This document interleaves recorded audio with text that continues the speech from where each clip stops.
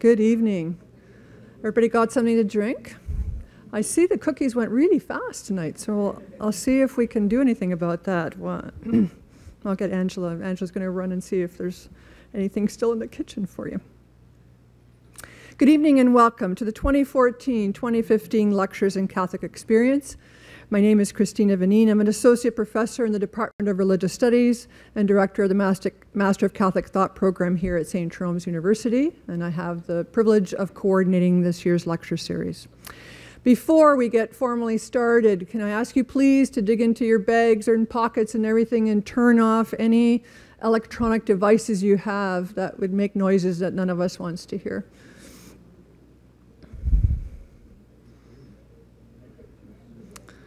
Thank you. Okay. In June 2014, Pope Francis delivered a message for the 48th World Communications Day.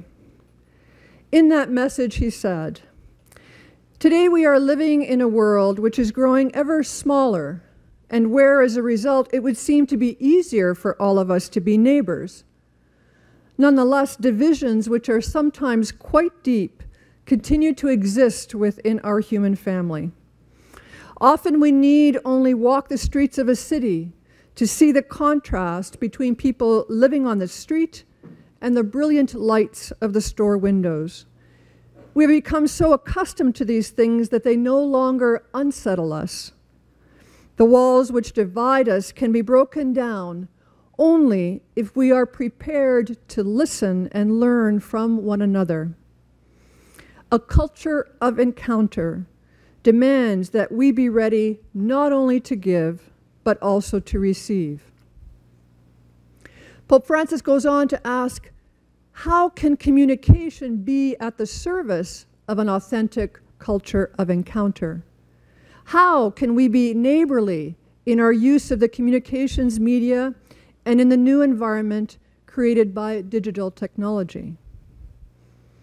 Well, tonight we are very fortunate to have with us David Gibson, a national correspondent for Religion News Service, to help us think about Pope Francis's questions, but also about the ways in which Pope Francis's own style of communicating continues to challenge our assumptions about the papacy, the church, the relationship between religion and media.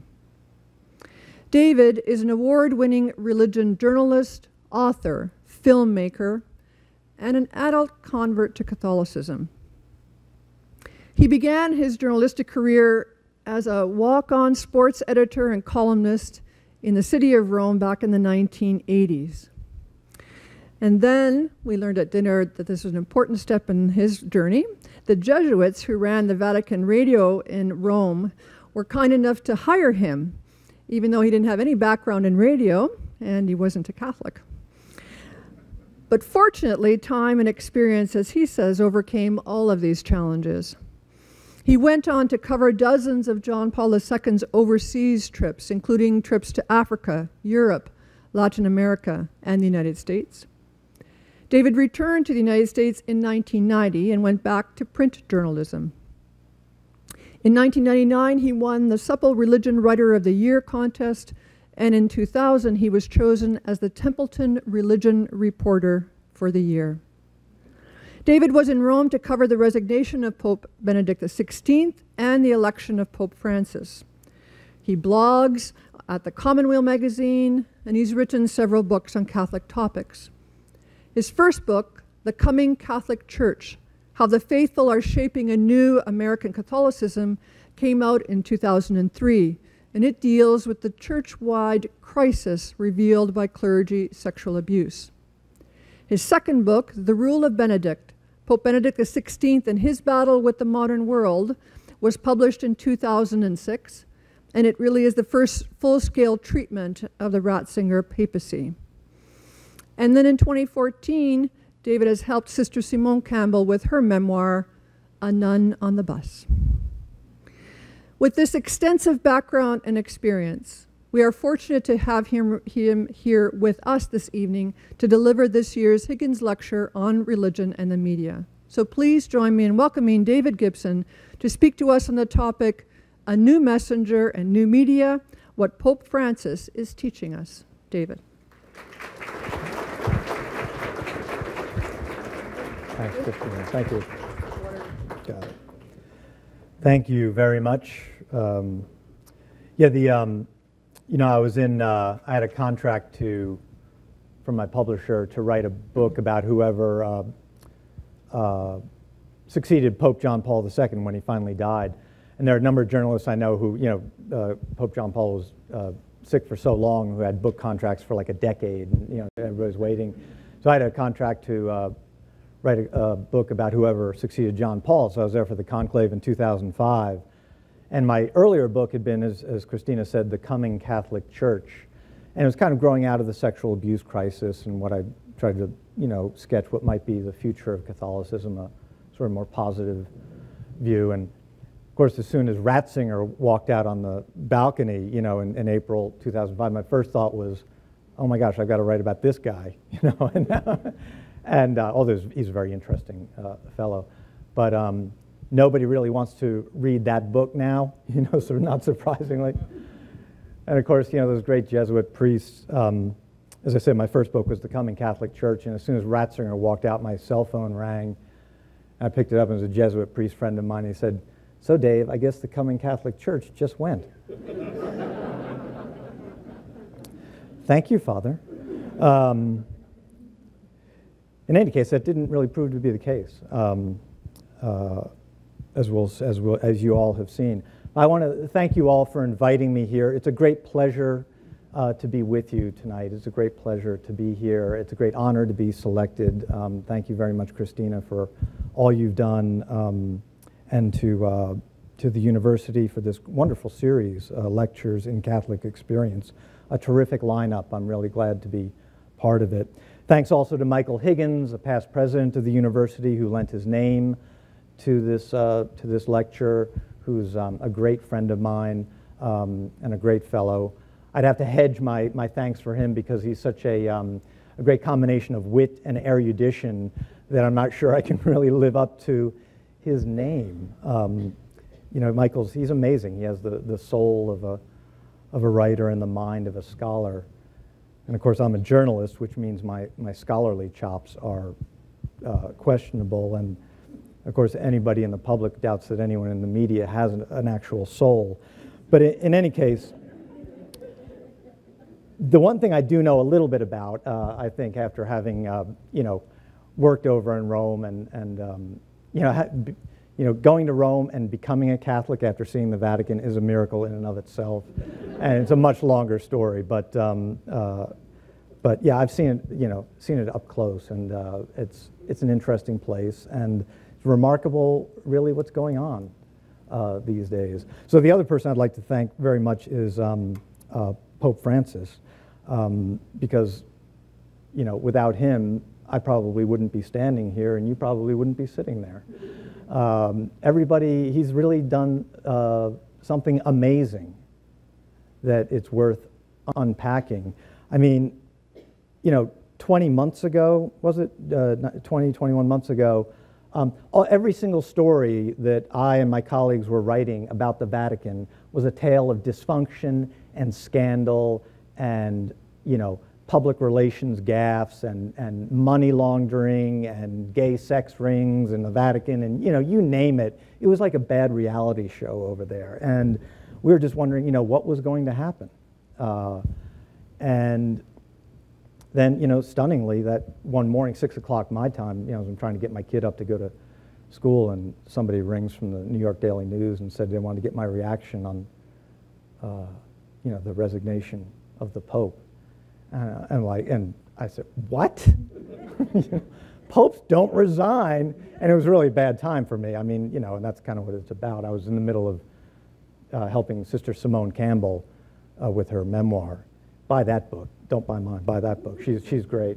And I'm like, this isn't really working into my schedule. Popes don't resign. It's been 600 years. What's going on? And there was a few epithets sprinkled in with that, but which my daughter can tell you about. But got her out of bed. And it really set in motion this stunning process, chain of events.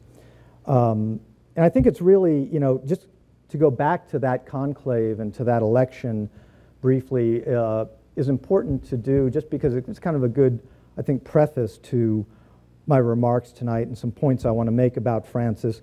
It offers a really important lesson, I think, about the power of media and media in this modern world.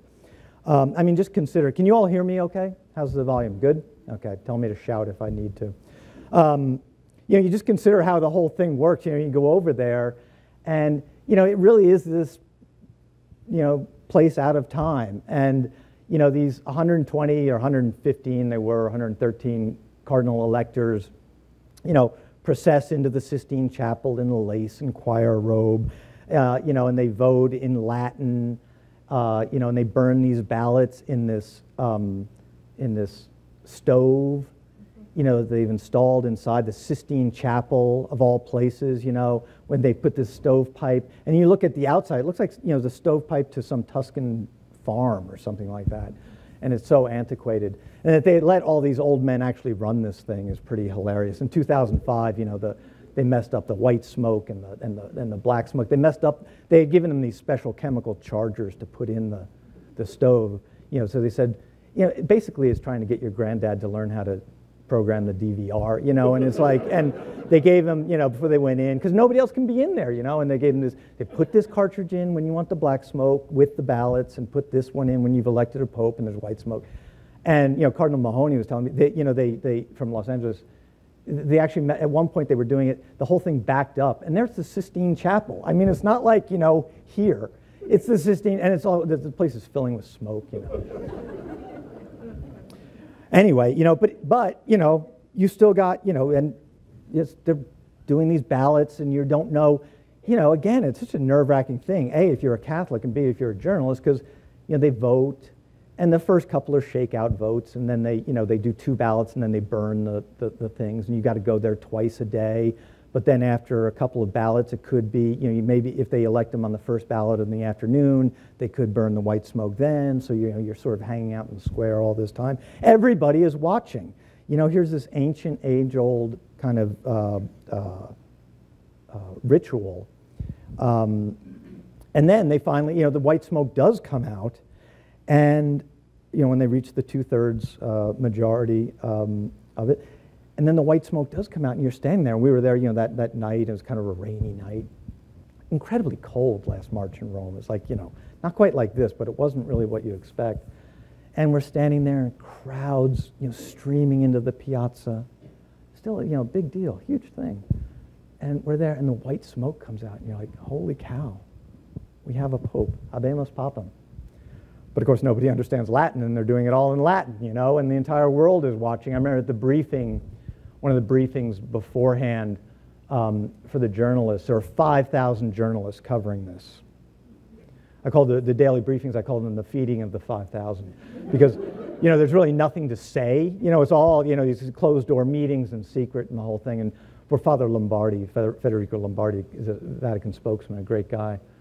And he was just so lovely. I was so happy for him when Francis was elected. You could just see, he just lightened up. He, like 8 years with Benedict, he was like a javelin catcher, It's like every day, and he would like drag in at the Jesuit curia at like 9:30 at night and just sit in the corner and get some warmed up leftovers. Seriously, it was like, he found a new lease on life. And I remember the day before when he was going through yet again how this process is going to work, one of the journalists raised her hand and said, very nicely, and said, so after the white smoke, are you going to, tweet out who it is and the whole thing? And everybody kind of chuckled, and it was very nice. And Father Lombardi said, he's a sweetheart, and he said, no, he said, I don't know, I won't know who the Pope is. He said, we're going to have to live this experience together. And that's a real, wonderful thing. And it's in this in this media age of instant communications, I want it now, I want it before everybody. You just didn't know. White smoke comes out, you've got a pope, all right. Nobody knows who it is. The guy's got to go get a white cassock, he's got to shake everybody's hand, he's got to do the whole thing, he's got to make his way all the way over, through the windy things to the loggia there over St. Peter's Square. And then finally, you know, the cardinal deacon comes out and, you know, Annuncio Vobis, you know, Gaudium Magnum Annuncio Vobis, and in Latin, which even the Italians don't know, you know. I mean, this is like, you know, and I'm surrounded there, and of course all the Italian, you know, I'm obviously a journalist, and I've got like the list of the 113. You know how nerve-wracking this is? Not only as a Catholic, as a journalist, whoever walks out in there, all of a sudden I have to become an instant expert on them, you know? And really, you know, handicapping this, you might get 20 of the top, you know, guys you might know, but it's you know, it's still a lot of, it's not like the American presidential absurdity. But the, you know, and so he comes out and they announce in Latin, you know, and it's like, what is it, you know, Dominum Georgium Marium, and then Cardinalum Bergoglio, and I'm like, okay, Bergoglio, I got that, it's Bergoglio, and the Latin lady's like, ma chi è? Chi è, signora, chi è? You know, and I'm like, who is it? I said, it's Bergoglio. Well, you know, well, where's he from? He's from Argentina. And they're like, I said, yeah, but, you know, his parents were Italian, you know, and she's like, okay, and said, first thing was, ma quanti anni ha? You know, well, how old is he? I said, looked at me, 76. And they're like, mm-hmm. You know, and it's like, you know, after Ratzinger, you know, and the whole, everybody, all the cardinals had told you, you know, nobody, 70 is the cutoff. We got to get somebody at 70 or under, because they needed somebody, you know, more energetic and they, you know, enthusiastic, and so they elect a 76-year-old Argentine. And out on the balcony steps Jorge Mario Bergoglio, the lone Jesuit in the conclave, the first Jesuit ever. If things keep up this way, the last Jesuit ever, if the cardinals have enough buyer's remorse.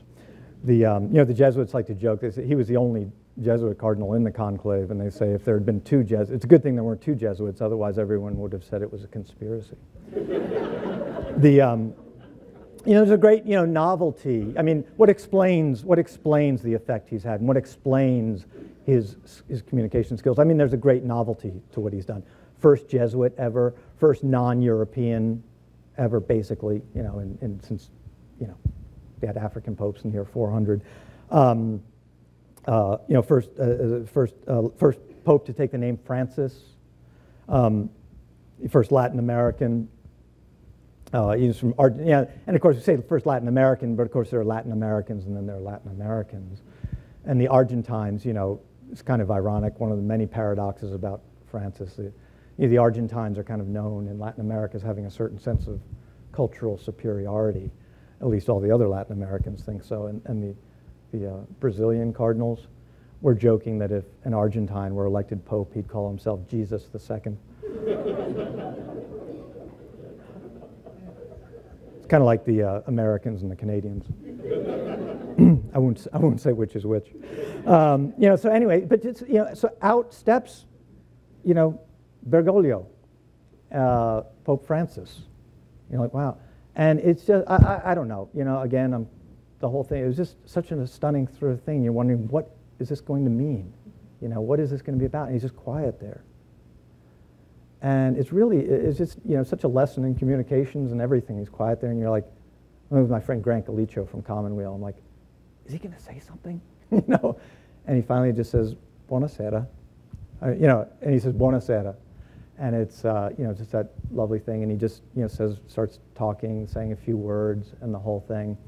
And it was that, you just sort of had a sense that, you know, something was different, and this was going to be, you know, this was going to be new. And then there's that moment at the end. He says, you know, before I give you my apostolic blessing, I want you to bless me. You remember that? I mean, you all watched that, I'm sure, on TV or something. And, you know, and he just bows down, leans forward. And I mean, we're standing there with Italian Catholics. These aren't like Pentecostals, you know. And they're like, and everybody's like, what? You know. And they kind of like put your hand up, and, you know, and you do, and, you know, and that just small gesture is so key, you know, in terms of him reversing the entire polarity of authority and of everything that's happening in the way that things usually happen. And you knew something was really different. Just another story from that time, similar to that. 2 days later, the Pope had a meeting with the journalists. Thousands of us would gather in the Paul VI audience hall. And it's something popes have started doing. John Paul I did it. John Paul II did it. John Paul I did it, I think, and then John Paul II 33 days later. Then Benedict did it, but in his own Benedict way. He just kind of came out and sat down on the papal throne in the audience hall, and he had four paragraphs. One paragraph translated into 4 languages, none of them Spanish, which half the world speaks. And he just came in, and he read them. Each read 4 paragraphs and got up and gave the blessing and walked off the stage. Here, Francis walks out and he says, "Hi, how are you doing? You guys have been working very hard." And he's talking Italian. And he sits down and he starts reading, from his prepared text. And he said, "That maybe you'd like to know how I picked my name, why I picked my name." He just put his text aside and started speaking to us. Just speaking to us as a regular person. And again, there was that just moment that you knew that something was different. Something was hugely different. And he talked about that great moment of, and he said, as he was saying, when the votes were mounting up, and he saw that he was going to be Pope, and he was just, it must be a remarkable thing. And he said, Cardinal Hummus from Brazil was sitting in the conclave next to him. His great friend, Cardinal Hummus, was a great champion of the poor. And he said, as the votes mounted up, and he said, Cardinal Hummus turned to me, and he hugged me, and he kissed me, and he said to me, "Don't forget about the poor." He said, "Don't forget about the poor." And the Pope said, he said, that really hit me. And he said, I thought of, the poor. He said, I thought of St. Francis of Assisi. And again, the telling thing, when he said that to us, don't forget about the poor, everyone broke into applause. I think almost prefiguring, the kind of resonance, a Pope who talks about, first and foremost, about the poor, to whom the message is preached first, someone who does that, connected right then. And he said, I thought Francis of Assisi, the man of peace, the man of creation of the environment. Francis is preparing an encyclical on the environment now. It'll probably be released early next year. And he spoke about that at that first audience with us. He said, the man of the poor. And so he said that great phrase. He just looked up and he said, how much I want a poor church for the poor. And it's just so striking. And he just went on talking this way in his own personal way. And that's just so powerful. But the last thing about that, which, I think people often overlook, is so he said a few more words in the whole thing. It was just such a lovely thing. And then he gets up and he says, at this point I would normally give you my apostolic blessing, which popes do. That's what popes do. And he said, but, I know a lot of you, he knows the media. He said, I know, many of you may not be Catholic and many of you may not even be believers. And he said, in respect of your conscience, he said, I will just give you a blessing in my heart, because he didn't want to put anyone ill at ease. So he just paused for a second, and then he walked off the stage. That was a remarkable thing, and just so indicative of the kind of interface and interaction he takes to the world. The fact that in this first audience with the media, he doesn't do the big, blessing you expect. He just pauses for a moment, and in respect of your conscience, because you may not be Catholic or anything, or you may be Jewish, and this would have a different meaning to you. And he walks off the stage. I remember going back to my room to write this whole thing up, and I'm thinking, it was one of the terrible things. What do I write up? This thing about how, out of respect for non-believers, he doesn't give the visible thing, or the fact that he tells a story about becoming Francis, and I went with the story about why he called himself Francis. But again, that I think those stories. Here you had this 76-year-old Argentine churchman who barely speaks any English, capturing the world's attention. He gave, he'd be giving interviews. He'd be calling up people on his cell phone, and everybody, they go to the newspaper and they say, I think I just got a call from Pope Francis, He'd be giving interviews to Dead Tree Media. This isn't, like he got suddenly a new PR spokesman at the Vatican and suddenly turned everything around. He hasn't even, traveled much. He's just starting to travel now. He hasn't really traveled to English-speaking countries where you get a lot of the media attention. He's, talking to Dead Tree magazines, and yet the guy is everywhere. He's a media sensation. He's on the cover of everything from he's doing Snow Angels, on the cover of The New Yorker. He's on the cover of Rolling Stone, Vanity Fair, Fortune, Esquire, Forbes. He's Times Man of the Year. He's on the cover of The Advocate, the gay and lesbian month glossy, mag. Come on. Everything except Sports Illustrated. I don't know what's wrong with them, but... And given the Sports Illustrated jinx, let's hope he doesn't get on there. The point is, everything changed. Honestly, right then, from the Keystone clerics in the Vatican to this sign of hope and reform and change.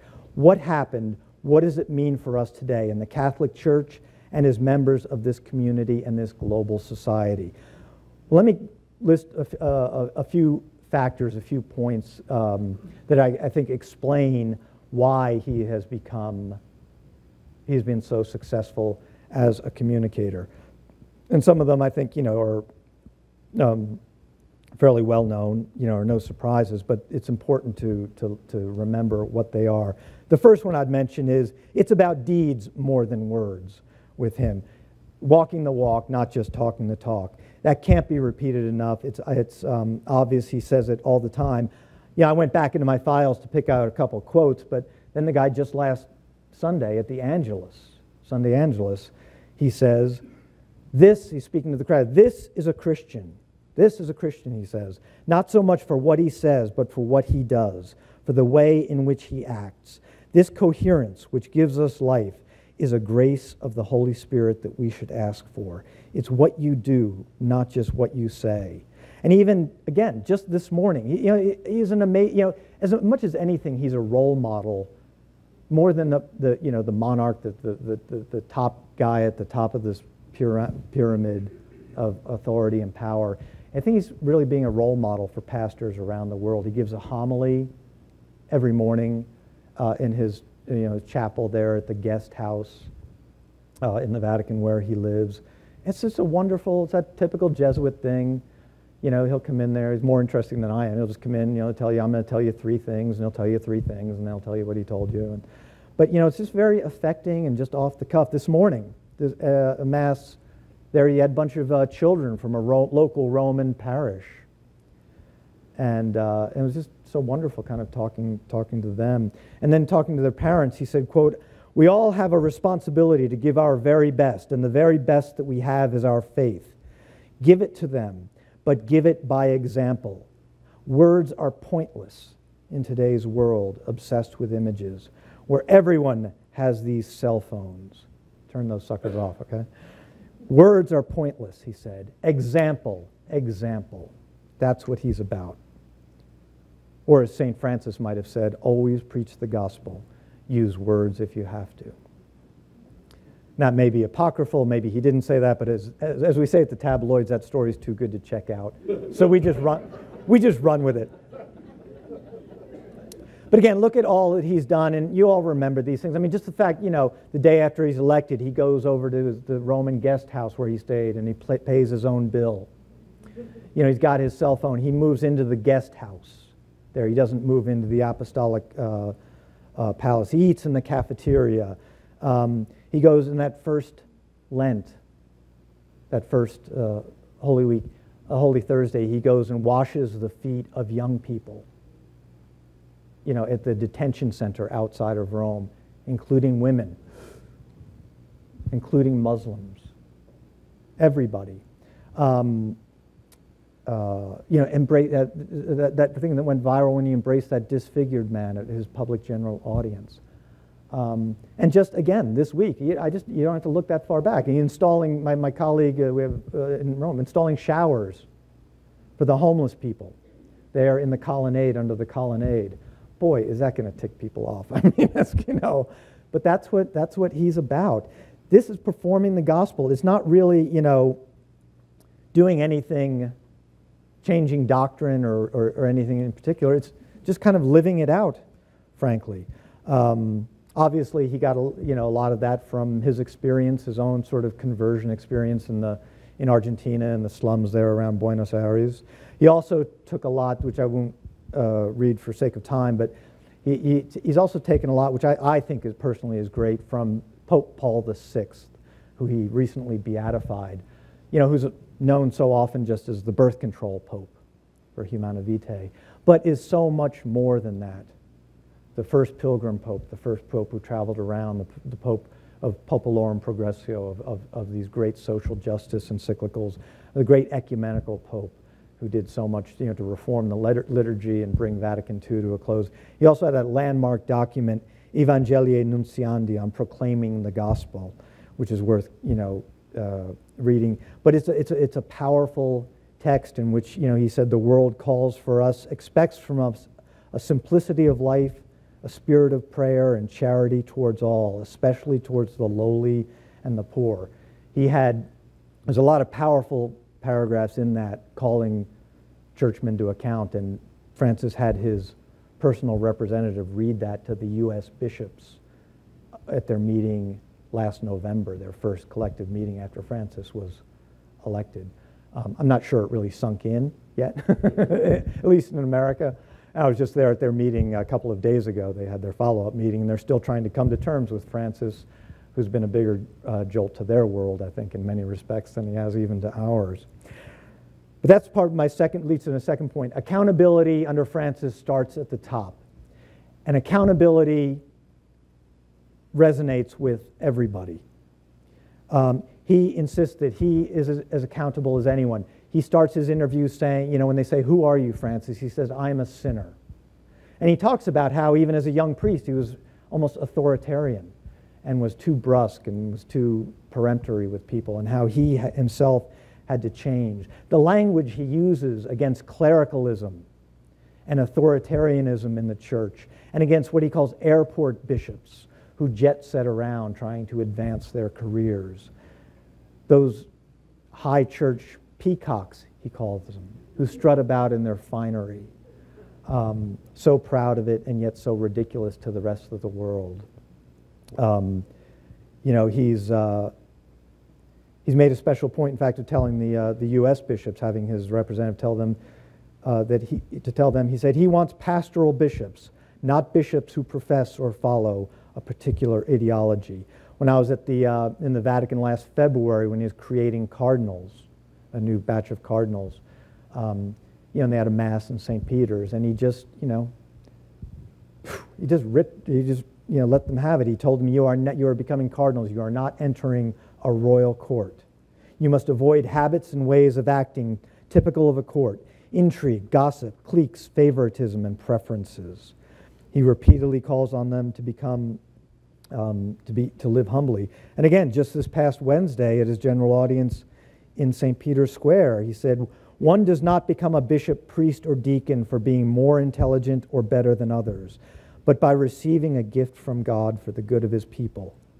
Indeed, a pastor who is aware that his ministry stems solely from the mercy and from the heart of God can never assume an authoritarian attitude, as if he had everyone at his feet, and as if the community were his own property, his own personal kingdom." He goes on in that. You should look it up. It was just from this past Wednesday. He goes on in that vein. Really powerful. Every pastor must assume a new attitude characterized by sharing, co-responsibility, and communion. And again, he's trying to hold people accountable. Again, with the sex abuse crisis in the States, and I'm sure here too, what people want are leaders who are accountable. He's starting to do this. And that, again, that connects with people. That lends you an air of authenticity. People will listen to you if you feel that everyone is treated from top to bottom. Another point, woe to the Pharisees. Jesus said it, and Pope Francis never ceases to repeat it. And I can't tell you how many times he blasts the Pharisees in those morning homilies that he gives. So much so that, he's actually kind of being unfair to the Pharisees. I'm working on a story right now that I think the Pharisees don't deserve quite their bad reputation. But that doesn't matter. They stand in for his purposes and for ours, for that kind of legalistic, moralistic mentality that Francis says is really the opposite of the gospel. as he said the other day, how much perversion there is in the hearts of those who think they are righteous, like these scribes, these Pharisees. They don't want to dirty their hands with sinners. The contempt. They used people and then they despised them. And his great interview with America magazine last year, he said, if a Christian is a restorationist, a legalist, if he wants everything clear and safe, then he will find nothing. Tradition and memory of the past must help us to have the courage to open up new areas to God. Those today who always look for disciplinarian solutions, those who long for an exaggerated doctrinal security, those who stubbornly try to recover a past that no longer exists, they have a static and inward-directed view of things. In this way, faith becomes an ideology among other ideologies.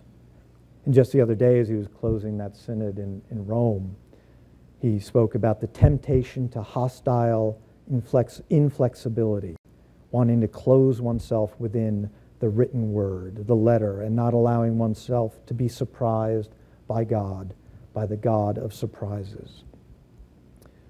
That kind of talk, that openness, not going in to, bring you the catechism first, but to accompany you, to be with you, to recognize that you're both sinners, you're all sinners on the road to conversion. People listen to that. That's what connects with people. And again, that leads to a fourth point that he always makes and that also resonates with people. Doubt is good. Fundamentalism is always bad. We can live with the ambiguities. We can bring our questions. Who doesn't have questions? Certainly young people today have questions, and they have a lot of questions about the church and about religion, and they want them answered, and Pope Francis says they deserve to have them answered. Again, from his interview with America magazine from last year, which I think is required reading. It's great. That and his apostolic exhortation, The Joy of the Gospel, Evangelia Gaudium. Great reading. But he's told America last year, this is just so striking. He said, in this quest to seek and find God in all things, there is still an area of uncertainty. There must be. If a person says that he met God with total certainty and is not touched by a margin of uncertainty, then this is not good. For me, this is an important key. If one has the answer to all the questions, that is the proof that God is not with him. It means that he is a false prophet using religion for himself. Now, this language coming from someone like the Pope makes people take notice. That's something people can connect with. That's an open door that they're going to pass through. Another big point I'll make, cut it a little bit short for time, but I think it's worth noting. In my shorthand, I guess I'd say we're all gay Catholics now. Don't worry, I'm not questioning your sexuality. People ask me how I could become a Catholic, become a Catholic, and especially after having worked at the Vatican. And it's kind of a long story, but my short answer, sort of only half true, is I'm a straight white male. The Catholic Church is kind of the perfect place for me. If you're, a woman or a person of color or gay, it's sort of a challenge every day to be a Catholic. So I think those are actually the people that people like me need to learn from, frankly. But Pope Francis, with one of his most famous lines, "Who am I to judge?" He was really, they asked him about, gays and lesbians and gay priests, and he said, if someone has a good heart and is seeking God, who am I to judge? And what he's saying is he's not giving, the important thing that he's doing, I think, is not giving a special out to one certain type of people or class of people, as some fear. Some fear he's giving an outlet to, letting everybody kind of do their own thing, or saying, privileging this group over that group, or compromising doctrine. I think what he's saying is, it doesn't matter if you're gay. Gone are the days when you can single out one particular group for disapproval to make us feel better about ourselves. It's not about sex anymore. It's about whether you gave enough for the least, did enough for the least among us. that is just as great a sin as anything else we could do in the bedroom. It's democratizing sin. It's that we're all in need of repentance. We all need to do better no matter what it is. And we just can't single out birth control or this particular sin or whatever it might be. If you're a rich man and you haven't taken care of the poor, you're in as much trouble as anybody out there.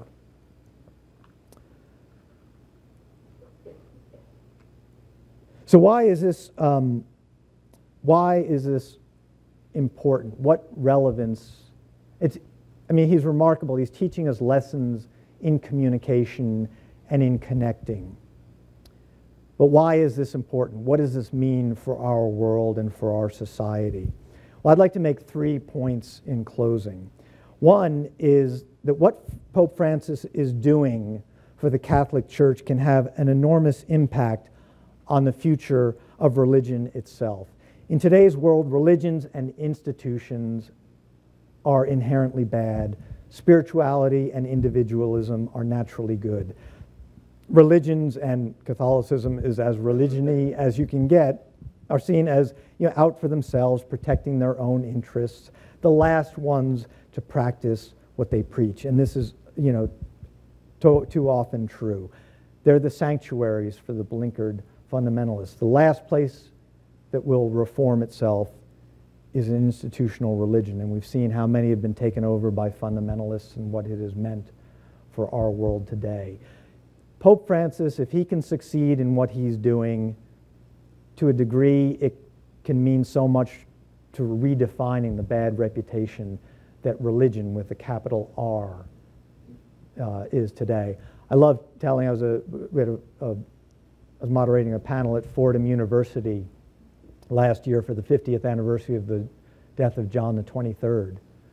And just in opening, I told my favorite story, my favorite Pope John the 23rd story, and Francis, I think, is in many ways like John the 23rd.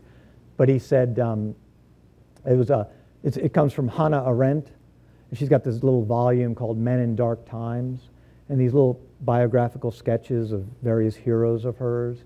And one is on John the 23rd. She went to Rome in the summer of 1963 as he lay dying, and to write up an essay on him. And she tells this story of her Roman chambermaid who would come into her room, and she asked her about John, Pope John, good Pope John, who she loved. And the Italian woman said to her, "Ma signora, how is it that he became, she said, how is it that we have a Christian on St. Peter's throne?" She said, "Didn't he first have to become a priest? Didn't he first have to become a bishop and a cardinal and then get elected? How do we have a Christian on St. Peter's throne?" And that was the title of Arendt's essay about John the 23rd. And such a little dig, but it's so true. For decades, the last place you'd expect to find the gospel, for some reason, is in the Vatican. He's changing all of that, and that will have a great resonance, I think, for the success or failure of the Catholic Church, but also of the reputation of religion itself.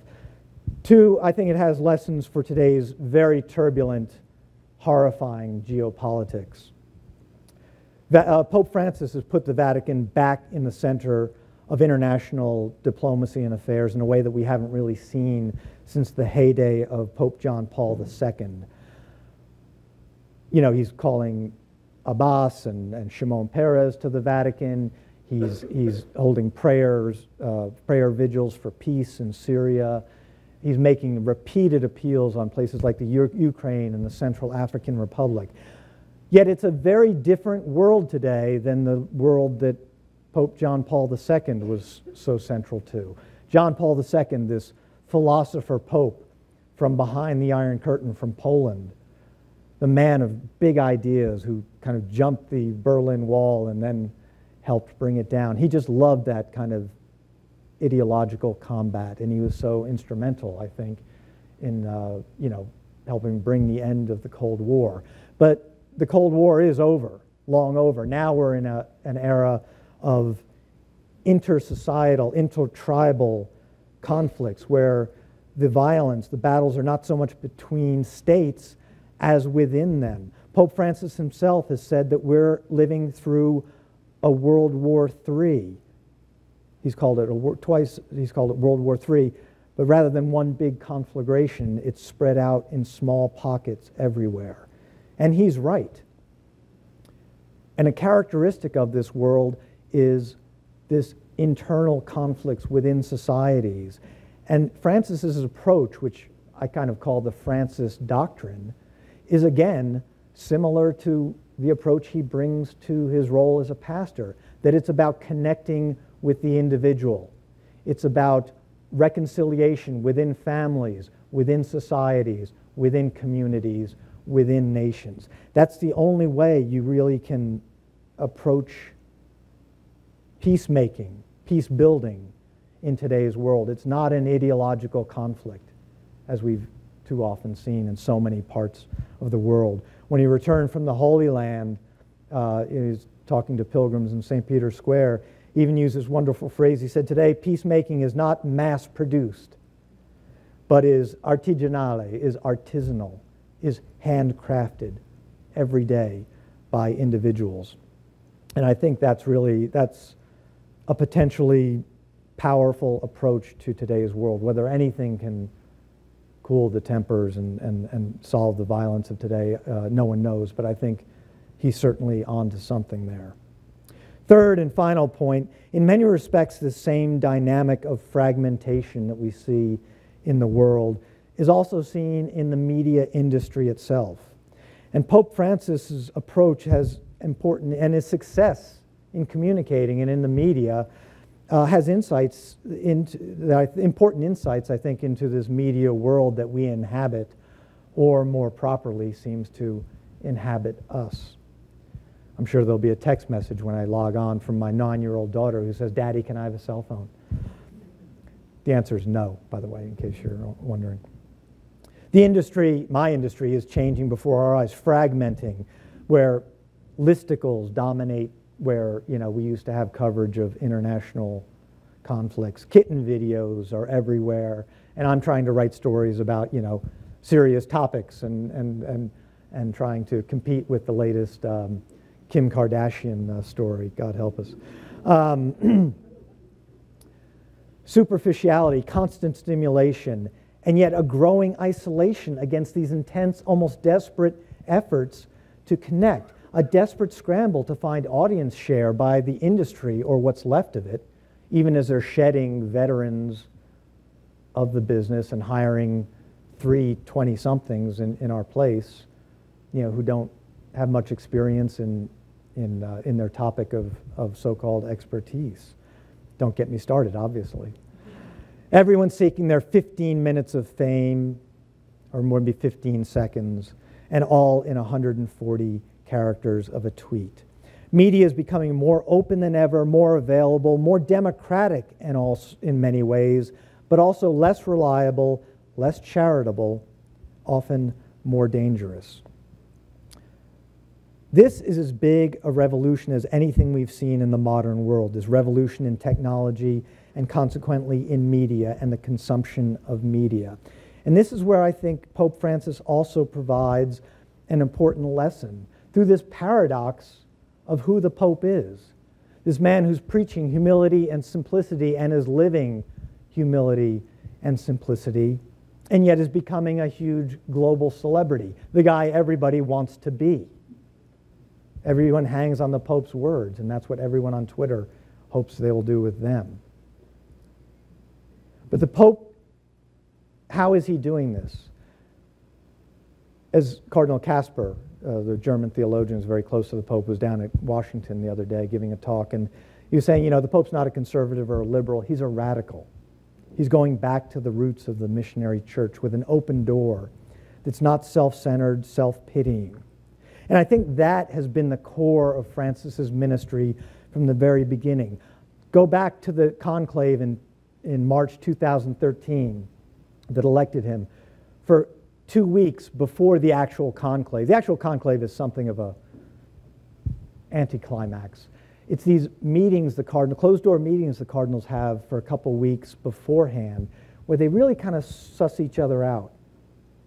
and they get the measure of each other, and they talk to each other. And we can talk in the question and answer. I'm happy to take as many questions as you want about whatever you want. Interesting political dynamics going on there. They don't actually know each other that well, and so they're not sure who they're going to pick.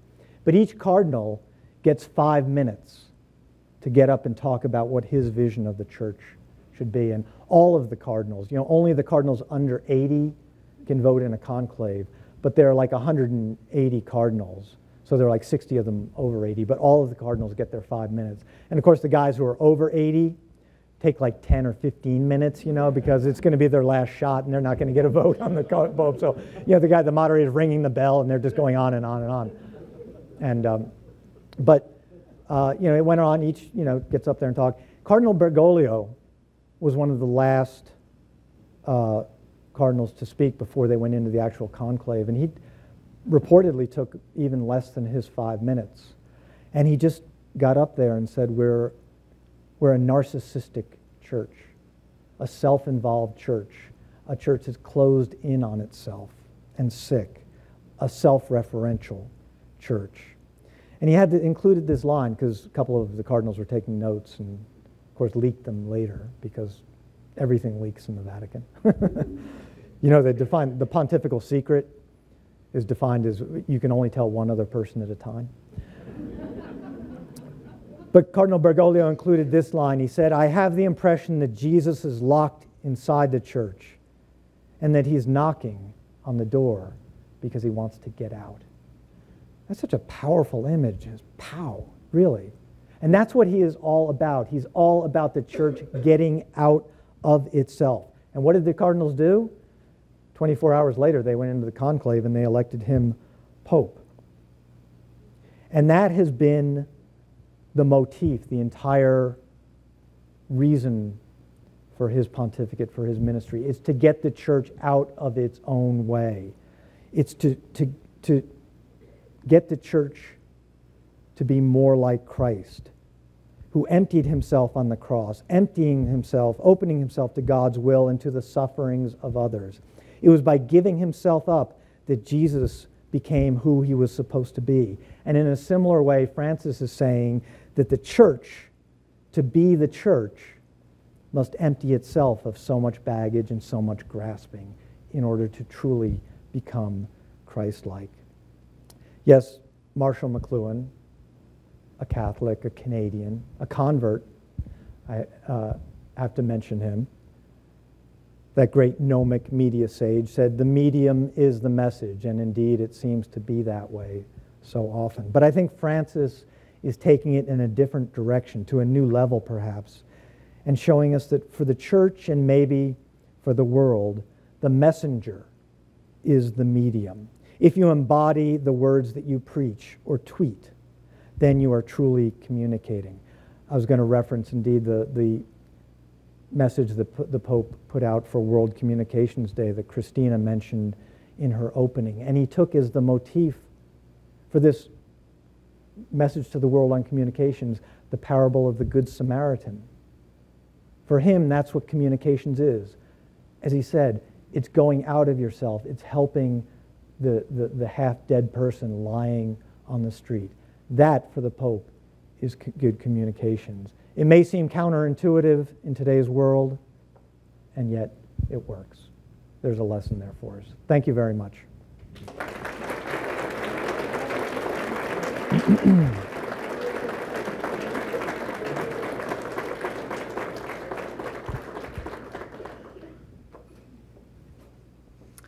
Well, you've already heard David say that he's willing to take questions, and so we have microphones on both sides of the hall, so please feel free. I'll let David control the questions now, so I'll stay out of the way, but feel free to come up and ask what you'd like to ask.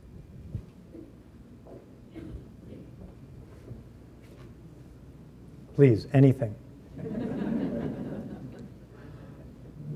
What does he wear under that cassock? Please, go ahead. Yeah, come on up here, I guess. How could you become a Catholic? Hi, my name's Rachel. I'm going to be a grade 8 teacher. What message could I take forward to these grade 8 students about the Pope and a lot of tweeting and social media? Well, stay away from social media. Have someone else tweet for you. I think actually two things. One, as far as media goes, I mean, the Pope is on Twitter. He doesn't, although he actually does. A friend of mine, Greg Burke, who used to be at Fox News, and they hired him before Francis was elected to try and fix their communication shop in the Vatican. And he's a good guy, and Francis has made his life a lot easier in some ways, and in other ways, like last year I was talking to him. I said, how are things like? What's it like over there in the Vatican now? He goes, you don't know what he's going to do. I mean, nobody knows what he's going to do next. He said, every morning I get up and I turn on my BlackBerry and I'm wondering, what fresh hell is this? What did the Pope say now? But Greg usually, often writes his tweets for the Pope, and then the Pope approves them, and Greg sends them off. But the thing about it is, the Pope's on Twitter, but he's very tweetable. Say it simply, and I guess this is our advice for writers. I have to tell myself this every daggone day when I'm writing. Say it simply. When you tweet, it's 140 characters. Greg can go into one of the Pope's talks from that morning and take out a beauty, as I did. I mean, there are so many things I could have read out today that are so moving to me, and I hope connect with you as well. But you can take something out of what he says. He speaks very simply and very directly. Say what you mean and be charitable. It's just a great lesson, frankly, in communications and in media, but even media for our Twitter age. And the other thing, I think, is just doing it. Don't just talk about things. Get out there, help people, live the gospel or whatever gospel you have. But I think we're trying to do that in my own parish in Brooklyn, and where my daughter goes, and she's an altar girl, and just trying to direct the catechism class for these kids to getting out, going out to the soup kitchen, collecting things, really putting it in action rather than having them just sit around and learn various things. So anyway, I don't know if that's useful. I'm barely good with a 9-year-old. I'm not very good with 8th graders. So God help me when she gets to that age. But that's what I would say. Those two things. Thank you. Thanks. Seeing as this is a talk on media, Catholic media, I'd be interested in your point of view on the Catholic media in the United States, because what I've been reading, especially with regard to Pope Francis, because in my impression is that a lot of the media, Catholic media in the States, I'm thinking of magazines like First Things, etc., they seem to be slowly mounting an opposition to much of what Francis is trying to do, and especially in the sense that they seem to be very, they seem, in my view, they seem stuck in the culture wars of the American political system, of I guess sort of the Republican line, if you want to call it that. Yeah. And I know the media in the United States, Catholic media, is a broad group of things, but I'm curious about this. It seems to me on that right wing of the Catholic media that this opposition is starting to solidify and to formulate an attempt to undercut much of what Francis or those who support Francis are doing. And I'd be interested in your commentary on that. Yeah, I think you're exactly right. I mean, Catholic media really reflects the Catholic Church in many ways, and the powers that be or that have been in the Catholic Church. And I think that opposition really is, I don't know how many of you follow all of these things. I mean, for me, it's kind of, it's all inside baseball, but it's what I do, and I like it. But I mean, there's a lot of these, a lot of conservatives, are just don't know what to make of it, or are really starting to rally the troops for an outright resistance. As New York Times columnist, friend of mine, good guy, Ross Douthat, talking about schism, and I think you're bloody crazy, pal. It's like, and I think a lot of that is overstated. Nobody's going to go into schism because the church says nice things about gay people. they go into schism over, liturgy and things like that. It's like and going into schism is really hard in the Catholic Church. It's like a friend who went through Baptist seminary, and everybody got out of there and saying, it was their first pulpit, they're going to split that church right in half. If you're a Baptist, you get a Bible, a river, and a tent, and you can start your own church. In the Catholic Church, you need infrastructure. We're all about infrastructure. You need bishops, and you need priests, and you need sacraments, and you need a place, and the whole thing. And the people who want to create a schism want the really best church, So you need a lot. But there really is that hardening opposition. And again, you have, I was at the U.S. bishops meeting for days, and, the kind of more conservative types are just, complaining about the media and blasting the media for depicting things. But what the media I think they're really most angry at are the Catholic media, who are often the conservative media, who are ginning up, a lot of the controversies and are really, waving the banner for this kind of thing. There's a real problem, and I think it starts in the hierarchy, which has had 35 years of going in a certain direction, and now they don't really know what to do. I mean, a lot of them, it's just fascinating watching them. A lot of them are sort of liberated. They're really jazzed by Pope Francis, but a lot of them are confounded. Poor Cardinal George is very ill with cancer, and he was down there, but he was talking to my colleague Laurie Goodstein at the New York Times and saying, he wants to go over to see Pope Francis and ask him what he thinks he's doing. Literally, he says that.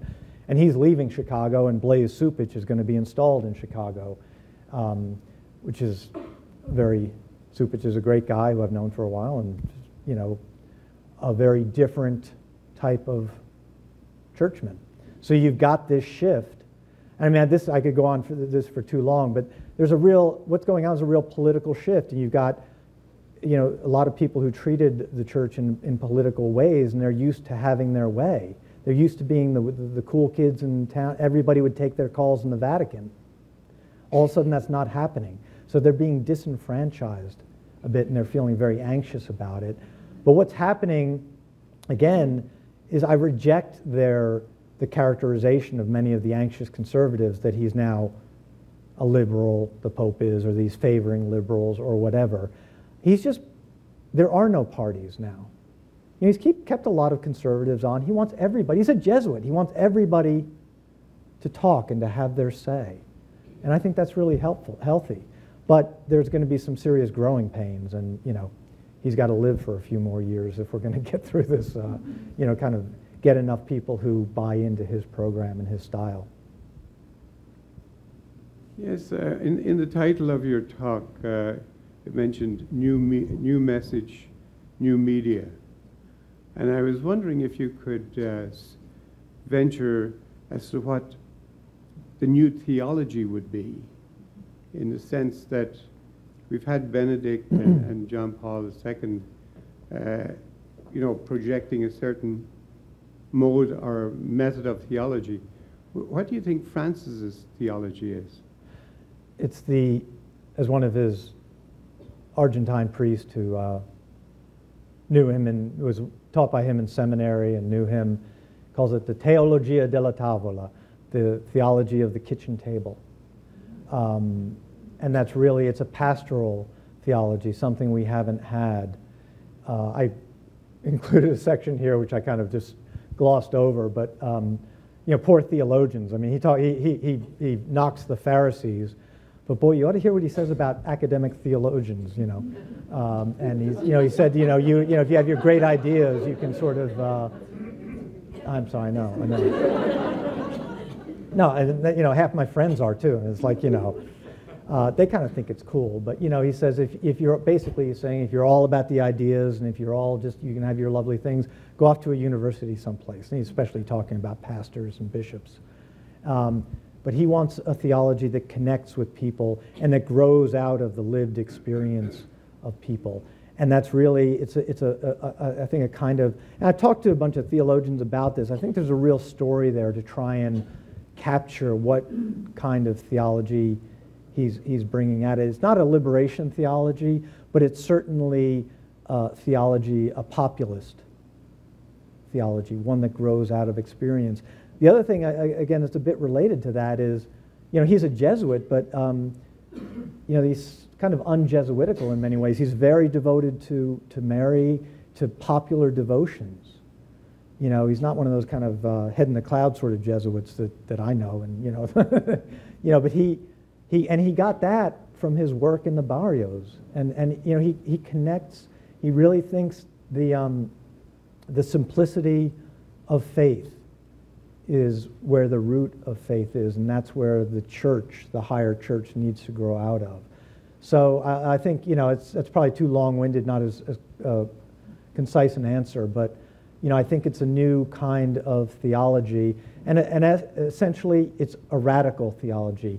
Again, it's a new message for a new medium, we said, but in a way it's kind of an old message for a new medium. And I think he's just going back to the basics, to the Beatitudes, keeping it simple.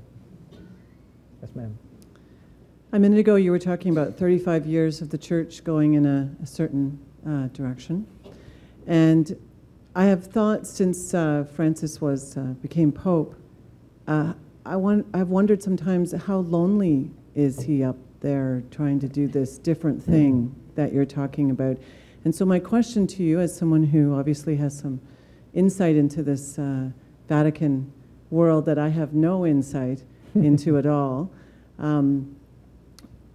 what kind of structure is there that provides him with any kind of support, considering that the church has been led by men who have different starting point? Yeah, that's really, being Pope is such a poignant thing. If you ever do buy my book on Benedict, it's very, very cheap. It's on Amazon. I get it, it's about Benedict, but it's about kind of the end of the reign of John Paul II, and then it's about the conclave that elected Benedict, and then it's on Benedict. But it's, I really go into the papacy a bit, and it's a lonely job. It's a really tough thing. And what supports him, part of his choice to live in the guest house, he famously said, up in the apostolic palaces, the doors are very small and the rooms are very large.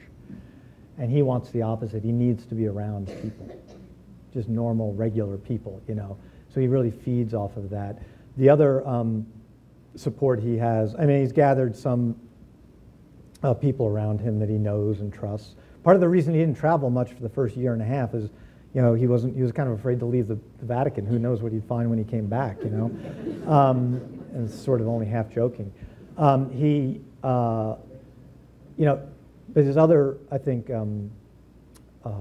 great support really is his Ignatian spirituality, being a Jesuit. He's got such a sense of detachment. He's prepared for this kind of thing. He was ready to go off into retirement. And then they go and elect him Pope. He ran the conclave politics. He was runner-up to Ratzinger in 2005 and didn't get it. If you finish second, you're pretty much done. And he was 76 years old. So all of a sudden he finds himself Pope. And it's really almost another conversion in his life. And he just puts himself in the hands of God. And this is what it is. And, a priest friend of mine, I shouldn't say he's Canadian. You probably know who he is. But he has a great he helps out in the communications with the Vatican. And he probably tells this story as well. It's not a secret, not a pontifical secret. But he said, last year when he had an appointment to go see Francis, and he went up to the guest house in the Vatican, and he goes up and he said, to the Swiss guard out in front, and he said, I'm here to, have an appointment with the Holy Father. And the Swiss guard says to him, listen, when you go see the Pope, you tell him he's got to move out of here, because we can't protect him. This is crazy. There's no way we can protect him. Will you tell him that? And so, Tom goes, okay, So he kind of goes up to go meet the Holy Father, and he says, before we begin, Your Holiness, I came in, the Swiss guard said, and the Pope interrupted me, he said, oh, he told you I got to move out of here, right? He said, they tell that to everybody. He said, don't worry about it. He said, it's fine. Can I ask and so he's got that kind of detachment, I think, which really helps him. Really, he's put it in the hands of the Spirit, and he really believes that. And he goes around to the Middle East without security. He's in the Vatican without security. He should have a taster at this point. Right. And there is some serious bloody opposition in the Vatican. He's rattling a lot of cages. He's moved Cardinal Burke out of there. That's not his preference to be the big heavy. Right. But at a certain point, he's going to have to make some personnel decisions and get some of the people out of the way. It's a real battle royale. So can I ask a follow-up question? Sure, please. Yeah.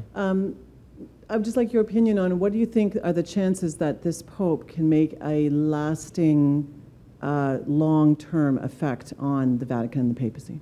Well, if you're a fan of Pope Francis, you just want to pray for him to live and not to retire, which he will if he lives, and he'll probably, he's the kind of guy he'd love to just at 80, he'd like to set the he wants to so much of what he's doing with his communicating, the way he speaks, by giving interviews, by calling people on the phone, by talking off the cuff. He's changing, I think, again, without changing doctrine, he's changing the way we think about the papacy. Popes have always spoken, John Paul II, the philosopher, Benedict XVI, the theologian. They speak in paragraphs with footnotes. You can almost see it in their word clouds. He just wants to speak in a more casual way and to make it normal. He eats with everybody else. Before, you never used to see a pope eat. But if you're a fan of Francis, you want him to live, and he needs to appoint more cardinals, the men who are going to choose his successor. And he'll do that. He'll appoint another batch in February or maybe June. But he's got to lift the ceiling on the 120 electors, I think. John Paul II had no qualms about stacking the deck. He would appoint, you're supposed to only have 120 electors in the College of Cardinals. He would appoint 135, raise it to 135. Because he's thinking, I'll never know who knows when I'll die. So he wanted to make sure, things went a certain way. He's got to appoint more cardinals, and he's got to appoint more bishops. And he's also got to change the system. It's turning a battleship around, the whole system for selecting bishops over in Rome. They had a couple of conservative Americans on the congregation that vets them all. You have the nuncios in each country that get the names. It's like an anaconda swallowing a goat. And you need to change that. Just, again, one bit of ecclesiastical politics. When Blaise Supich was appointed to succeed Cardinal George, Francis he doesn't know English very well. He doesn't know the American church very well. He relies on Cardinal O'Malley and Cardinal Wuerl and a couple of people he knows and trusts. But he just called around. He bypassed the entire nominating system and just kind of called around to people he trusted and got some names. And he also kind of wanted to appoint somebody who would send a shot across everybody's bow, which the Supich appointment really did. So basically we need time and appointments.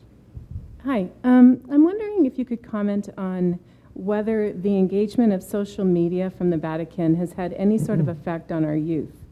Like, are they listening? Are they coming back to church? Are they hearing the message in a new way from the Vatican? Yes, yes, no, yes, and yes. I think I think they are listening. They're on Twitter. They're on all that stuff. They're on Instagram. I think it's great. They're getting it. The Pope is there in the secular media as well. I think they're giving the Catholic Church another look, and it's intriguing to them. I don't think they're coming back to church, and who knows when they will. I mean, we're in such a, kind of a transformational time over these recent decades, and religion is out, and, younger generation just isn't going, and that Catholic culture, for good and for ill, isn't what it was, the kind of just of schools and just the kind of, de facto knee-jerk kind of thing. You would normally just go to Mass and that kind of thing. But it's going to take a while, I think, for that to really have a long-lasting effect, if it can indeed recover. So, I think it's having an effect. I think these kinds of things, he's enormously popular. I think it's a great start, but he knows as well as anything that it's about building a culture, building a way of life, making the church something that is appealing. And again, it's different for different parts of the world. North America, Western Europe are different from Asia, Latin America, Africa. You got huge growth in some places and different kinds of people going to church. And in Latin America, the Pew Forum just came out with a big survey. The Catholic Church has been losing, it's staunched a little bit, has been losing millions. But of course, it had nowhere to go except down because everyone was nominally Catholic. And where are they going? They're not becoming secular like they are in North America. They're going to Pentecostal churches. They're going to places where the liturgy excites them and connects with them, and where they get a real sense of a connection with God. So it's not that they're irreligious, they're just choosing a different kind of religion. So I think there are a lot of things the Catholic Church needs to do. Again, we've gone from a culture, as the sociologist of religion Peter Berger says, gone from a culture of fate, where you're born Jewish, raised Jewish, die Jewish, buried Jewish, Catholic, Methodist, whatever you are, to one of choice. It's a culture of choice, and we make all kinds of choices, and it's a marketplace, and the Catholic Church has to compete and has to have a good product. I wish I could be more, I wish I could have some numbers that would say, yes, they're all coming back, but we'll see. My kid's going next Sunday, no matter what she wants, but anyway. How do you think, or how is Pope Francis handling the Muslim world, or how will he handle the Muslim world? I think he very much wants to make an outreach to it, even in the midst, and especially in the midst of this incredibly intense and violent, traumatic period that we're living through in Islam. And that's, thanks, editorial aside, thanks to George Bush and the Americans, invading Iraq and sort of setting fire to this tinderbox. You've got this horrible, horrifying virtual cleansing of these ancient Christian communities from these lands in the Middle East. And Pope Francis is really strong in calling for peace and for respect, for religious freedom, for respect for these religious minorities. But he refuses to go down, the path of vilifying in any way Islam. And he has such a insistent, they've just concluded another Catholic-Muslim dialogue in the Vatican. He has such an insistence on, that no religion and no true religion, and he considers Islam a true religion, can promote violence. That's against God. And he has a lot of people who don't, around him and in the leadership of the church who don't want to pursue that path. But the only option is kind of religious war. I think it's very interesting that so far, I think, he's had about 8 foreign trips, and I think only one of them has been to a majority Christian country, to Brazil. He's going to Albania. He's going to the Holy Land, Jordan, Israel. He's going to Turkey at the end of this month and may go to the border with Iraq. He's such a Jesuit. Really, if you want to explain the two things that you want the keys to understanding are he's an Argentine and he's a Jesuit. But he's a Jesuit missionary. He wants to go where they're not. He wants to be, to go, he's comfortable, going, he doesn't want to, like John Paul going back to Poland, to hear the accolades. He just let it be known that he's not even going to go back to Argentina in 2016. He's too busy. So he'll have been elected in 2013, 14, 15, 16. He'll have been in office 3-4 years at least, if he's still there, before he goes back to his homeland. That's a remarkable thing. So anyway, he's there to outreach to atheists, Muslims, everybody, he's there to go dialogue in your house. You don't come to him. So I think that's the attitude he's taking towards the Muslim world. But obviously it's an incredibly difficult time. Will anything be effective? I don't know. First, I want to thank you for a very stimulating discussion you're leading us in. This is great. Oh, that's very nice of you.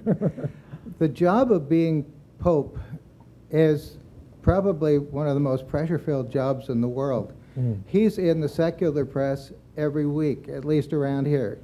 When was the last time you heard of the Archbishop of Canterbury? So he's such a public figure. I'm wondering how, if you were his press agent, how do you handle that? You don't. You get out of the way. You just, it's like, like they said to Ethel Merman when she went in for her first singing audition. They said, and she gets up there and belts something out, and they said, "Have you ever taken lessons?" She said, "No, I've never taken a lesson in my life." And they said, "Don't." It's just, if you've got a natural, honestly, I think, he gives them agita over there all the time because, again, he'd just pick up the phone and talk to some journalist, and who knows what the hell's going to come out. And you know, basically their job is kind of, you know, this is great, but let's just clarify, the Pope was not saying, you know, X, Y, Z, you know. He wasn't undermining some dogma.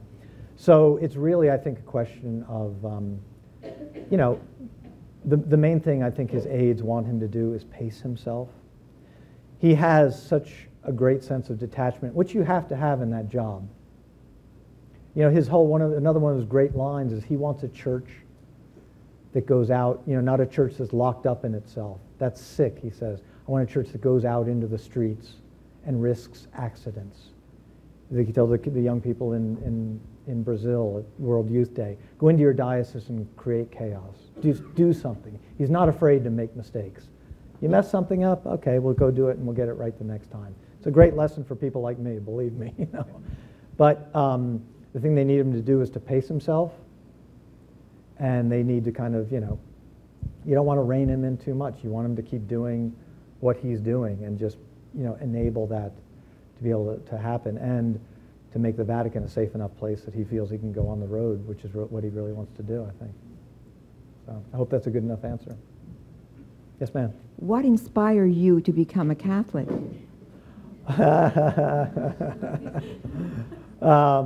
Well, that's a big, long answer. Well, you know, I was raised evangelical, kind of Billy Graham, sort of Protestant in New Jersey. And that was back when evangelicals weren't associated with the religious right, you know. And, you know, I came back from Rome and, you know, told my mother I'd become a Catholic. And she looked at me and tears welled up in her eyes. And she said, well, I won't see you in paradise. And it was a really affecting moment, I know. And it was such a tense moment. Of course, when anything's tense, I have to make a joke. And I said, well, Mom, that may be true, but it's not because I'm a Catholic. There's so many other reasons.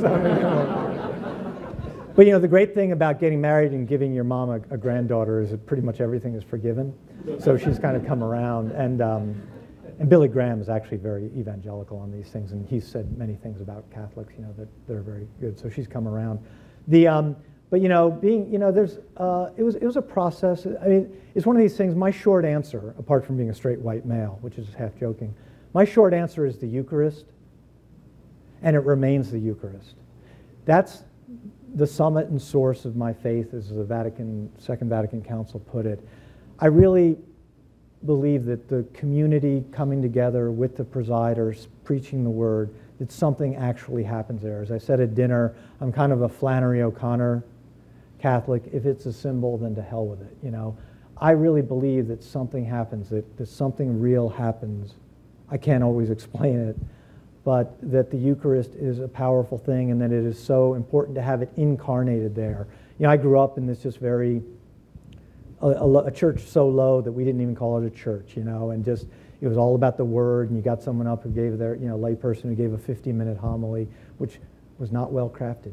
And, you know, and I think the liturgy, you know, there's so much we can do better, but the liturgy and the Eucharist and the bread and the wine and incarnating these things and the incarnational aspect of the church, the Catholicism stresses. In a way, it's such a humanist religion. It's a place, you know, it's all of a sudden I found myself in my 20s where all of my best friends, or the people I liked most, were Catholics and really smart people, and you could talk with them. But my thing is, when I say it's the Eucharist, that's where I got to. But all the thing is, you can't take somebody to the Catholic Church and say, hey, look, there's the blood and the body of Jesus. Isn't that amazing? Isn't it a miracle? It's a freak show. Who knows that? Who's going to, you know, connect with that?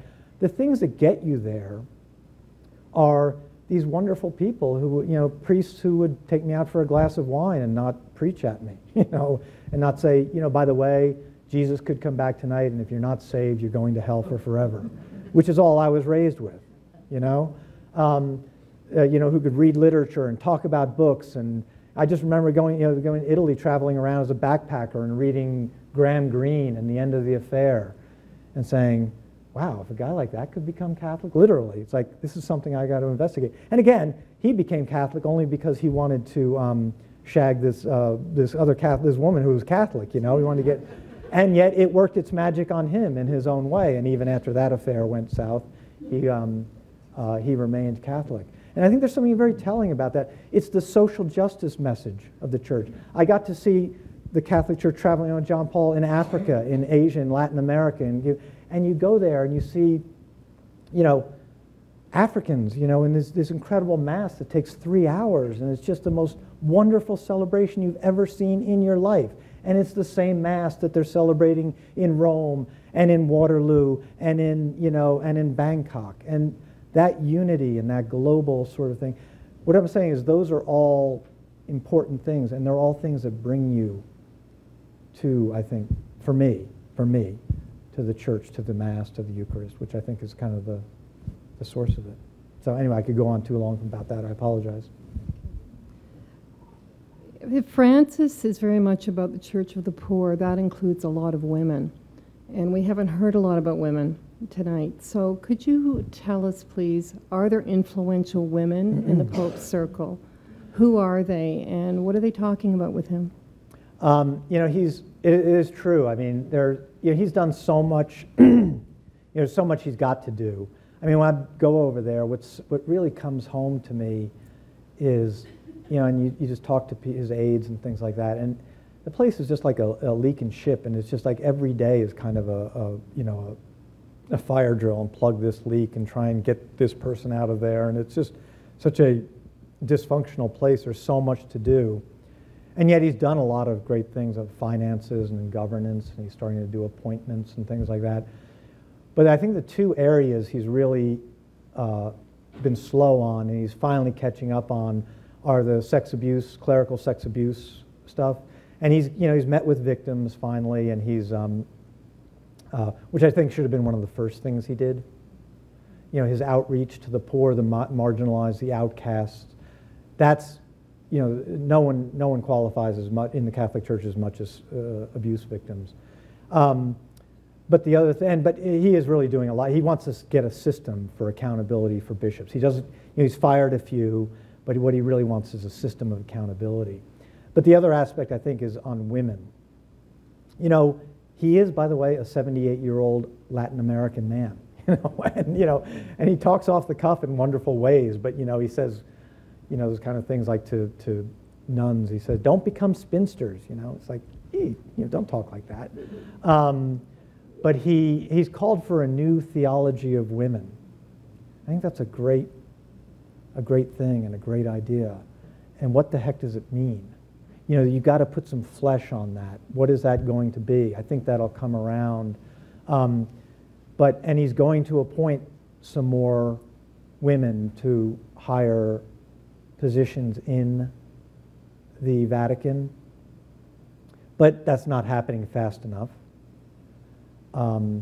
There aren't that many women who are in the inner circle at all. That's just not the way the Vatican operates. It's not the way the Jesuits operate. It's just not part of the culture. That needs to change. But I think, above all, and what they're going to do, which will be good, he's going to appoint some women to positions, senior positions in the Curia. There's a whole problem. You can't have a woman. Basically, it comes down to lay people. You can't have lay people in a position of authority over an ordained person in the hierarchy. So he's got to kind of redo some Vatican statutes so you can have someone, a lay person or a woman, in a real position of authority. And I think the way into the question of women is the question of the role of laity, fundamentally. But because nuns are lay people, they're not ordained. So that's, you're talking about the same thing essentially. But the thing is, he's going to appoint some women to some senior posts, but that's not enough. Another pope can come in and appoint men in their places. He really does need to put some flesh on the bones of this promise to do a new theology of women. Talk to us about what that means and what that's going to look like on the ground. It doesn't have to be women's ordination. Ordination of deacons, for example, let's talk about that, but other kinds of things. I don't want just kind of a tokenism where you just say, oh yeah, I've appointed a couple of women in these positions. Isn't that really cool? Aren't we good? It's important to have female voices there and a female face in Rome, but I don't think it's enough. So I think that's something that needs a lot of work. My question's kind of a follow-up on that. I had this dream once. What do you think the odds are that my grandchildren could choose, my granddaughters could choose to become a priest in the Catholic Church? How old are they? They're not yet born. I don't know. I think that's going to be a tough one for the Catholic Church. I think it'll happen eventually. I think I think the progression. And again, will it split the Catholic Church? Will it still be the Roman Catholic Church as we know it? You kind of look at the Anglican Communion and what's happened there. I think the progression will be to further, I mean, we've already got de facto optional celibacy. You know, there's so many ways that priests who are married can come into the church and still act as priests through the Anglican Communion, through they have a special pastoral provision in the States, I think in Canada probably too. I think 10% of the Catholic priests in the UK are now married priests. But they've got to formalize that. You know, he's got to, there are reports, and I think it's true, I think he's done a couple things already where he's allowed, you know, Eastern Rite Catholics, you know, they have allow married priests. He's just done a thing where if you're a married Eastern Rite priest, you can be a married Eastern Rite priest anywhere. Before, you could only be a married Eastern Rite priest in your own little geographical area. Now you can go to Passaic, New Jersey, and function as a Catholic priest there. But they're also starting, I think, there's rumors they're starting an experiment in a diocese or in some dioceses in Brazil of ordaining married men. So that's going to, you know, they're sort of doing it in that stealth way so that nobody notices and gets freaked out. But I think the progression is, you know, you get married men in the priesthood, and then perhaps you ordain women deacons. You know, the diaconate has been a real success in the U.S. And then you move on to married women priests. When that will be, God only knows. I hope they see it. But I can't make that prediction. I wish I could be more hopeful, but I don't want to blow smoke, white or black. Thank you. They often talk about, you know, women cardinals. Because that's, you know, it's one of those things, you know, cardinal, again, you just have to remember, cardinal is not an ordained, it's just an office, it's a title.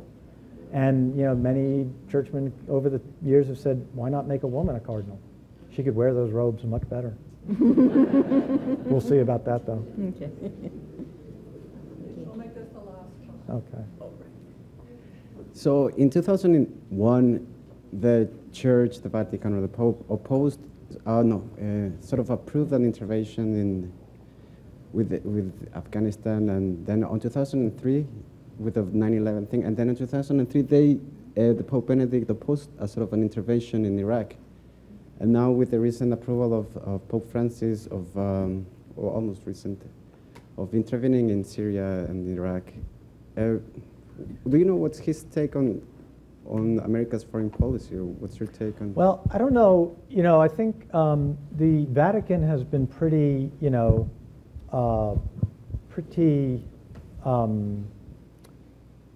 strong in its objections to almost every American intervention. The first Gulf War, strongly opposed to.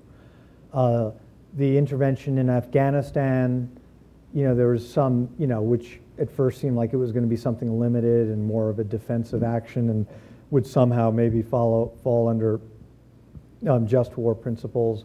They weren't entirely as opposed to, they had grave qualms about it, but the Iraq War, they were extremely opposed to it. You know, and all these good conservative Catholics in the United States, you know, sort of saying that they're more Catholic than the Pope, you know, had no qualms about thumbing their nose or ignoring what Pope John Paul II was saying. You know, John Paul II sent his personal envoy to the White House, to the Oval Office, you know, to meet with President Bush. And a famous scene, you know, President Bush, a great Christian man, said, you know, Cardinal Laghi, you know, do you want to pray first? And the Cardinal said, no, I prayed before I got here. Let's talk. Didn't do any good. But they've been, you know, as upset as he is over what's going on in Syria and with ISIS in Iraq, you know, he's calling for intervention, but not American intervention. They want a unilateral, a multilateral intervention. He hasn't sketched out details, but he says not bombs, not war. I think what they would like is something along the lines of a multinational peacekeeping force. And this gets into the intricacies of just war theory, but rather than dropping bombs or using drones, which kind of they see as a strategy, a tactic that, allows you to use violence without actually putting yourself in harm's way, they would rather see a force that would interpose itself between potential victims and the aggressor, that kind of thing. So they don't want, they really want the international community to step up. They don't want the United States to go in and do a Bigfoot thing. They don't want an invasion, but they're really promoting the responsibility to protect as a principle of international law and of doing something, international peacekeeping and peace building, and also, again, addressing the larger factors that play into all of this violence, which, it's not just about going in there and killing the other guys so they don't exist anymore. Yeah. Thank you. I hope that answers what you said. Yeah. Thank you all very much. It's been a pleasure.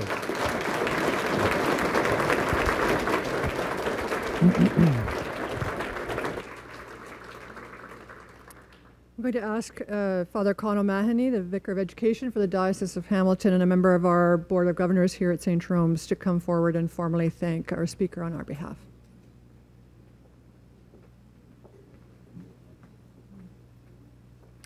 Good evening, everyone. This evening, as we gather for our lecture, there are a number of students here from St. Jerome's University who are on a retreat experience exploring the connection between new media and spirituality. And I'm sure you have found this evening's presentation to be very, very helpful. Also, it's worth noting, David, that the bishop of this diocese, Bishop Douglas Crosby, tomorrow morning will be spending an hour, probably an hour and a half, with Pope Francis. He's in Rome at the present time with Archbishop Paul-André de Rocher, who is the president of the Canadian Conference of Catholic Bishops. Bishop Crosby is the vice president, and the Canadian bishops get to speak to Pope Francis tomorrow about the Canadian Church. And Bishop Crosby met with him last year, and it was a very, very lively discussion. He said in 3 different languages. When the meeting was over, he had a light pranzo and a very relaxing sleep in the afternoon. So we hope he'll have that tomorrow as well. There's no doubt that Pope Francis is forcing all of us to change the way that we think. And your presentation this evening was full of lovely gossip, especially at the and inside information at the beginning of your talk. But you also left us with some very meaty challenges, and there are 2 in particular that I'm very interested in. The first is the whole question of what does the papacy of Pope Francis mean for us today. I think the fact that there are so many people here this evening is a sign that even in our local communities, we're all trying to unpack what does that mean.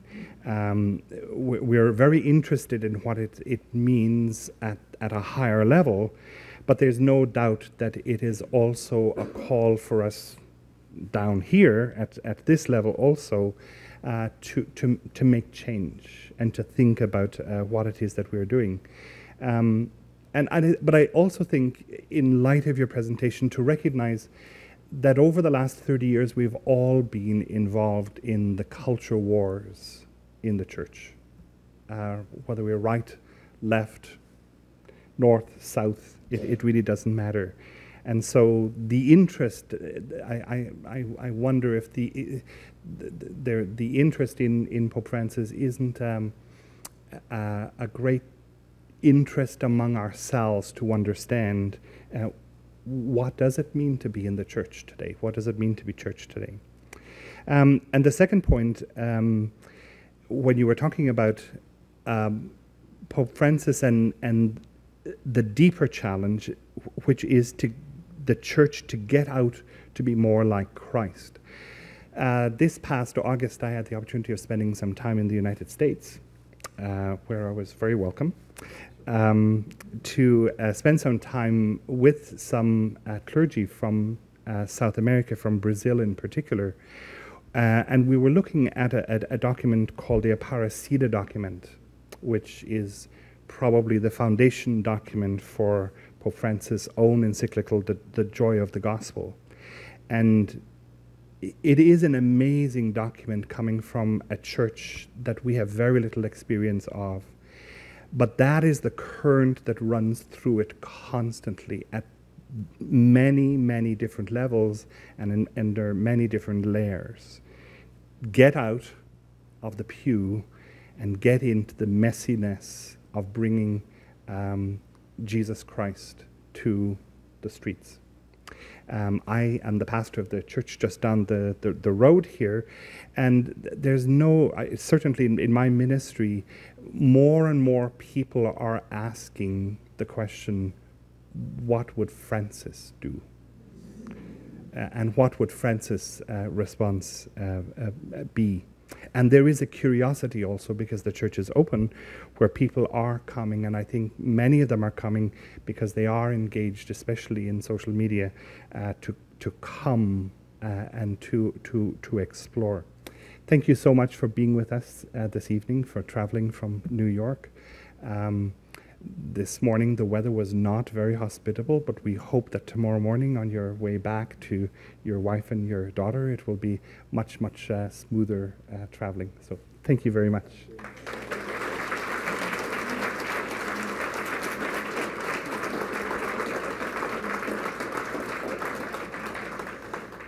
Thank you, Father Kahn. A couple more things to say to you before you head out this evening.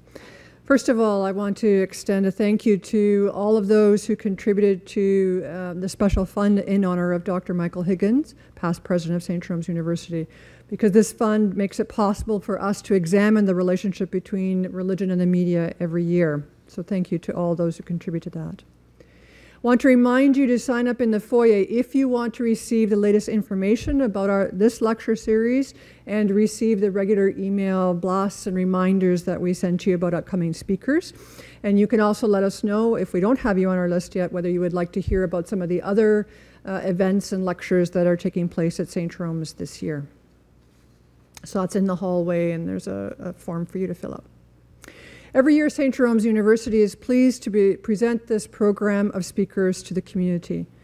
We're able to provide them to the lectures at no charge, thanks to the generosity of so many partners and supporters.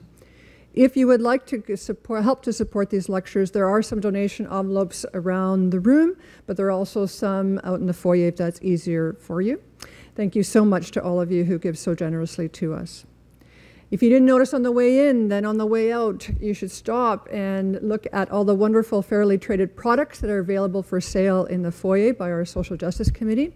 And on the edge of the tables where the fair trade products are, we have two of our students that are going to be going on the Go Guatemala Service Learning Trip in February, who are doing some fundraising for that trip. And so they're selling Rayo Thompson mints for $2 each. It's worth it, trust me.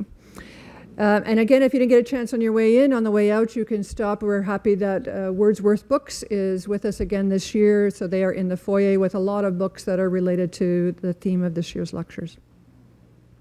Finally, I hope we'll see you again in a few weeks. Our next lecture is on Friday, December the 5th. You heard David, if you didn't know already, that Pope Francis, I was thinking I should have made the title of every lecture Pope Francis and then I'd have 200 or 300 people every time. But the topic of the next lecture is one that's very connected to a concern of Pope Francis, of the Church. So he is working on an encyclical on ecological issues. And our lecture on December the 5th is the Ignatian Lecture on Ecology and Justice. Dr. Bruce Alexander is coming to deliver that lecture, and it's called For the Sake of the Earth, Let's Deal with Our Collective Malaise. Dr. Alexander is a psychologist and a professor emeritus from Simon Fraser University in BC. He taught and conducted research on the psychology of addiction since 1970. And what's happened is he's taking his insights into the psychology of addiction and thinking about it in relationship to our ecological crisis and climate change. So he has a book called The Globalization of Addiction, a study in poverty of the spirit, and where he's radically rethinking the nature of addiction. So he's going to be with us on December the 5th to help us to examine this addictive malaise that he argues is burdening the whole of modernity, in order to see if it can help us figure out how to develop the kind of collective energy that we need to respond adequately and urgently to the ecological problems of our day. So I certainly hope that you'll be able to join us for that reflection on the need to work for justice for the earth. And between now and then, you pray that we don't have another storm the next morning, because it seems to be a little bit of a pattern for this lecture series, at least the years I've been doing it, that we wake up on the morning of the lecture and say, will it be good weather for the rest of the day? I want to thank you so much for coming and being engaged and present with us. Have a wonderful weekend and a safe trip home, and until next time, good night.